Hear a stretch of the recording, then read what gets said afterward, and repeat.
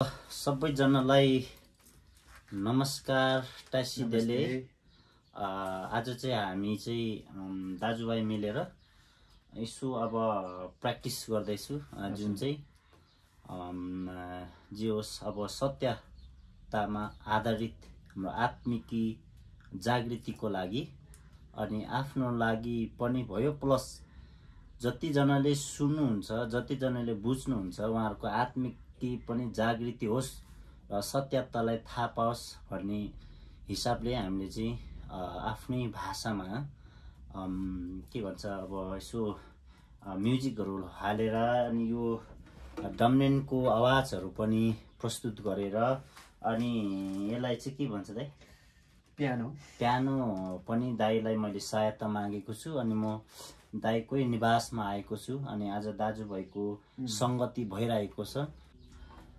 जतिजनाले हाम्रो channel visit गर्दै हुनुहुन्छ तपाईहरुलाई स्वागत छ युट्युबमा, चोतप्चिन च्यानलमा। अब हामी एउटा गीत गाउने होला है दाइ।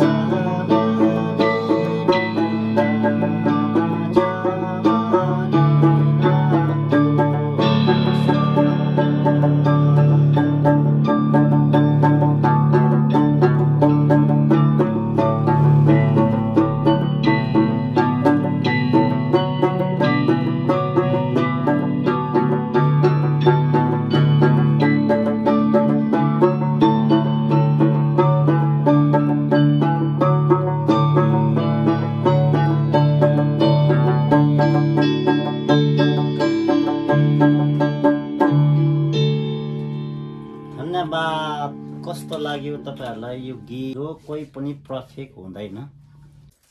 यो सन्देश हाम्रो मेरो समुदायको मानिसहरूलाई, तपाईँको समुदायको मानिसहरूलाई, हाम्रो छिमेकीहरूलाई, हाम्रो समाजहरूलाई, जतिजनाले यो च्यानललाई भिजिट गर्दै हुनुहुन्छ अनि उहाँहरूलाई चाहिँ के सन्देश दिन चाहनुहुन्छ त? अहिलेको सन्दर्भमा अब संसार मिडियाले खाइसक्यो, त्यही अनुसारले हामीले पनि मिडिया मार्फतै सन्देश दिनुपर्ने हुन्छ।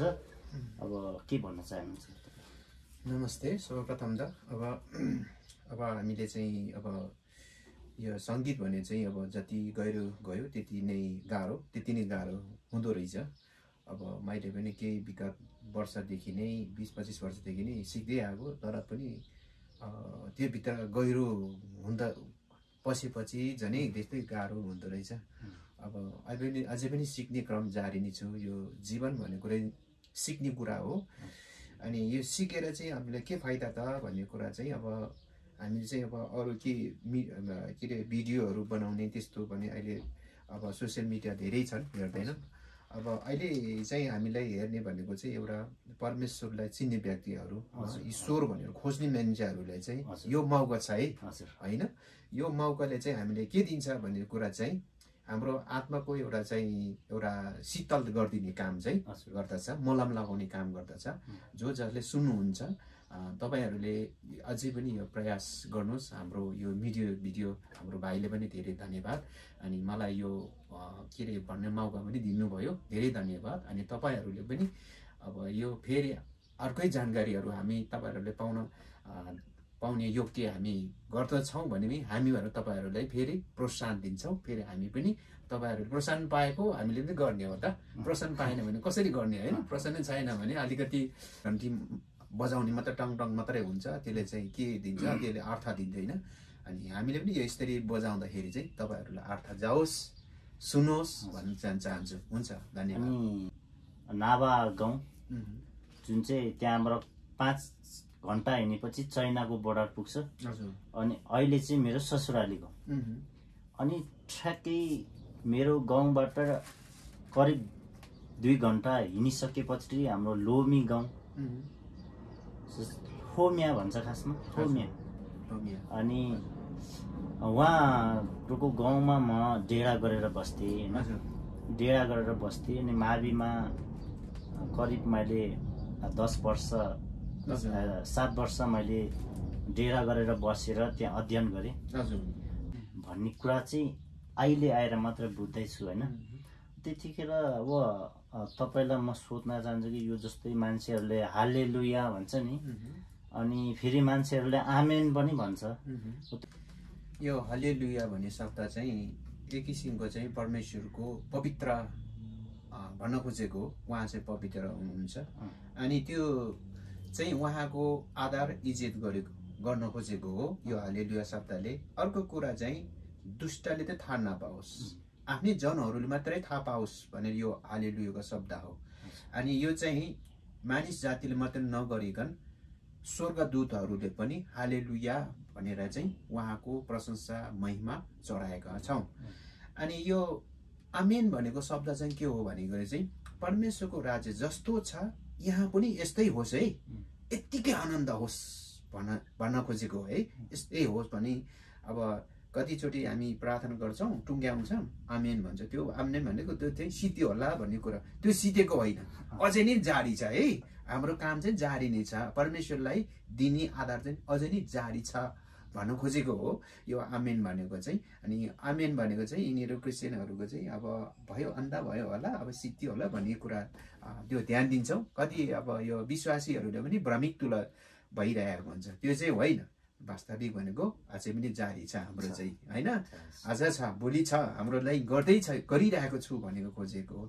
अनि हालेलुया भन्ने शब्द चाहिँ परमेश्वरलाई चिन्ने जातिहरू लागि परमेश्वरले लुकाएको शब्द, आदर गरेको शब्द हो। अनि शैतानले पनि थाहा नपाओस् भने त्यो अर्थ त शैतानले थाहा हुँदैन। हालेलुया भन्ने शब्द चाहिँ तर परमेश्वरले थाहा छ, परमेश्वरको जनहरू मात्रै थाहा छ त्यो हालेलुया। तर अरूहरूले त थाहा हुँदैन त्यो हालेलुया। त्यस्तै भन्यो होला जस्तो चाहिँ मन्दर गढ्यो होला, तन्दर गढ्यो होला भन्ने सोचाइ हुन्छ थाहा नहुनेहरूको लागि, थाहा नहुनुको लागि होइन, अन्दाजी त्यो चाहिँ गेस गर्नेहरूको लागि, अन्दाजी गेस गर्नेहरूको लागि। अब उनीहरूको त्यही शब्द होला, अब त्यही हो तन्त्र मन्त्र के वास्तविक के लाएर बुझ्न चाहँदैन, त्यसलाई चाहिँ गाह्रो मान्छ नि त। त यो आत्मिक अन्धकारहरूसँग लड्ने, विरुद्ध लड्ने प्रार्थनाको विषय चाहिँ उहाँलाई चढाएपछि त्यस्तै होस्, यस्तै होस् भनेको घोषणा आमेनको अर्थ आजै थाहा पाएँ मैले आमेनको। अब कतिपय हाम्रो परमेश्वरलाई भर्खर ग्रहण गर्नुभएको हुन्छ, येशू ख्रिस्ट नै मेरो प्रभु र मेरो मुक्तिदाता भनेर चाहिँ आफ्नो हृदयले स्वीकार गरेका हाम्रो विश्वासी जनहरूलाई थाहा नहुन सक्छ। यही भिडियो मार्फत उहाँहरूले थाहा पाउनुहुनेछ भनेर हामीले आशा गर्दछौँ। हुन्छ, आजको भिडियोमा हामी दाजुभाइको संवादलाई कस्तो लाग्यो, परमेश्वरले यहाँहरूको जीवनमा प्रशस्त आशिष तुल्याउँ। तपाईँहरूको आत्मिक अन्धकार चाहिँ परमेश्वरको वचन ज्योतिले चाहिँ छर्लङ्गै भएको होस् भनेर हामी जय मसीह भन्न चाहन्छु।